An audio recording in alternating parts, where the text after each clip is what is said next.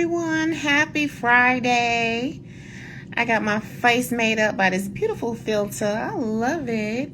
Oh, it's cute, especially these lashes. I'm about to dive into a quick conversation that anyone here with a professional license, whether it's real estate, whether it's in financial advisory, whether it's in insurance, I want to have a quick conversation because my battery is low.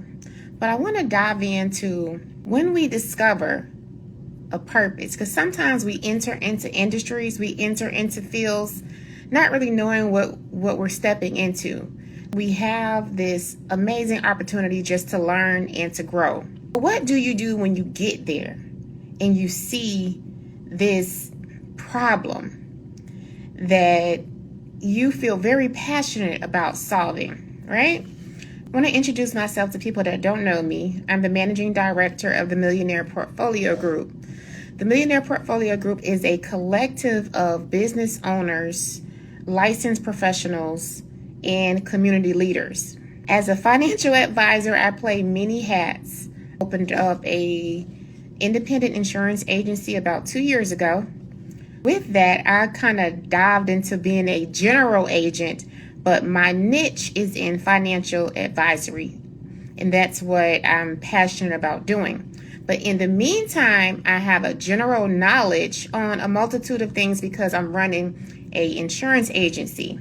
Right now, we are in the Medicare season. I get to be a part of healthcare, which is amazing, and a part of both worlds, sales and healthcare. I'm wearing a badge right now. Ask me anything about Medicare. So from October 15th to December 7th, I almost completely dive into just Medicare enrollments, doing workshops, Medicare 101s, out in the local community, health fairs, all those kind of things, and helping people use all the benefits that are available to them, or being very knowledgeable about what it looks like when you leave your job, when you retire, and what it looks like when you get that red, white, and blue card, what your options are and what it actually means. So I absolutely love every aspect of it. But today I was inside of a professional group on Facebook, and I posed a question about equitable equity. And it is a thing that I found myself very passionate about when I entered the field back in 2012. It was right after the aftermath of the 2009 economic downturn. So it was seeing those results, seeing the research, seeing like, this is what happened, this is why it happened, right? So from the housing crash to the 401k crash, and who was most affected by it and why, right?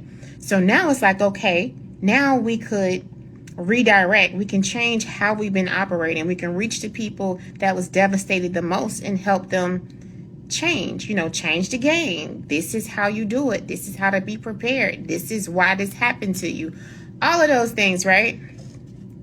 So even being like a real estate agent, like I would have to be like one of the, if I was in real estate, I would have to be one of those real estate agents that works with investors, because it's just something that does not completely connect with me when it comes to just like retail home ownership, and being that we work in a commission field, right? So a lot of agents get paid off commissions, and the higher the pay, the higher the sale, the higher the pay, right? So it's always like a catch-22. Like we literally have to be grounded and rooted in purpose to really be effective in our communities.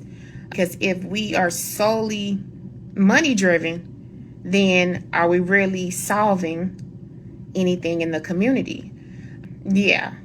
And just like with advisors, we're trained, especially advisors that work in the banking system are completely trained to not speak to anyone that has less than $100,000 in liquid assets. They're completely trained to do that. So with what I'm doing with our move, right now, we have an initiative called the Financial Wake Up.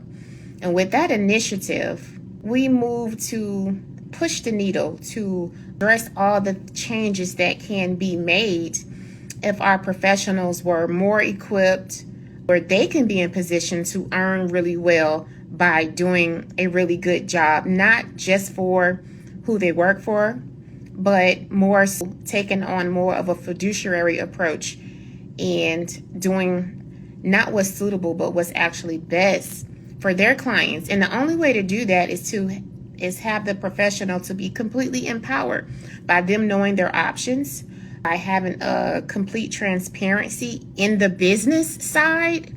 You know, a lot of times as an advisor, or, you know, I can't really speak on the real estate side as an agent, but we are trained on product.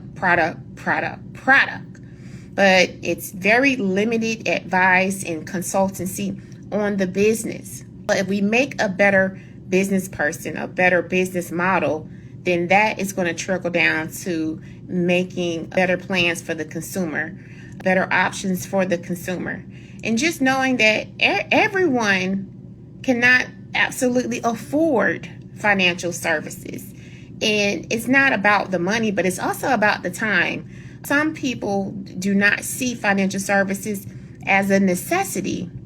So how can you implement a change in that? You know, people have to be empowered. They have to be empowered to be able to make more income. They have to be empowered to have the freedom of time to learn, because it is absolutely a privilege to have the time to learn, to invest in yourself, and to educate yourself. I remember when there was a time where I had the luxury to read books all the time, and then my life got really busy and I felt like I didn't really have the luxury to just like sit in a corner for an hour and read a book. And that is a part of financial freedom. You know, you have to really identify and describe what financial freedom is to you, right? So just being able to operate in that capacity where, you know, like you have certain freedoms to operate creatively, have certain freedoms to have options where, hey, I can continue on my job, or I can transition into something that I've been actually dreaming about. So financial wake up is really all about empowerment and looking at real opportunities and real options, right? So that was a very interesting discussion. If you ever, you know, put thought into that as a licensed professional about equitable equality, what would be your move? What would be your personal goal? What is it that you would want to implement?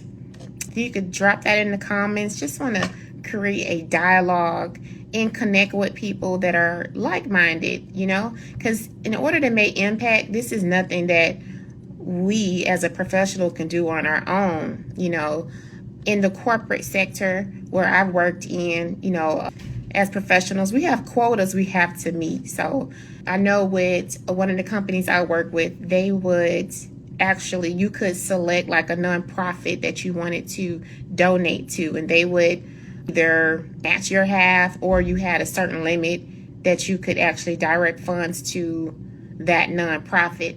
But is that enough for you? Do you think just being able to direct funding to a nonprofit is going to really make an absolute change in the community? Do you think the funding from nonprofits is directly going into the pockets of where it really needs to go to? You know, is it more of a benefit that people are providing, or are they really providing an opportunity of financial freedom, but not classifying people or diluting them with just benefits, you know? Because I feel like benefits kind of keep people stagnant. It doesn't really empower them to do their own thing or to create their own thing. So that's just me, and that's my entrepreneurial mind. But if you have any thoughts or comments to add, please drop them. Thanks for coming on the Insurance Bro and Enter Amani Mom and Jackie K Yak 61. I will try to come on here more often and go live, but I'm not really that person. But I will put in more effort. All right, it was nice talking. Happy Friday. Have a great weekend. Bye. You do this X.